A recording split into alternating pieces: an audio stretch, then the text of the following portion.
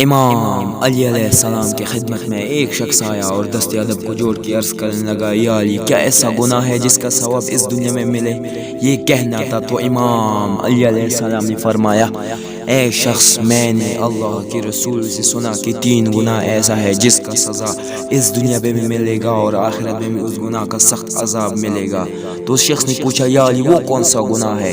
یہ کہنا تھا تو امام علی علیہ السلام نے فرمایا، پہلا گناہ اپنی ماں باپ کو تکلیف پہنچانا۔ جو انسان اپنی ماں باپ کو تکلیف دیتا ہے تو اس کی اولاد اس کو تکلیف دے دے گا اور وہ اس دنیا میں بھی ذلیل ہوگا اور آخرت میں بھی ذلیل اور رسوا ہوگا۔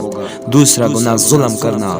جو انسان لوگوں پہ ظلم کرے گا تو اس انسان کی عزت لوگوں کے دل سے نکل جائے گی اور وہ اور آخرت میں بھی ذلیل اور رسوا ہوگا۔ تیسرا گناہ لوگوں کی نیکی اور اچائی کو بولنا۔ جو انسان لوگوں کی اچائی اور نیکی کی قدر نہیں کرتا تو اس انسان کی بھی نیکی اور اچائی کی قدر نہیں کیا جائے گا اور وہ اس دنیا میں بھی ذلیل اور رسوا ہوگا اور آخرت میں بھی ذلیل ہوگا۔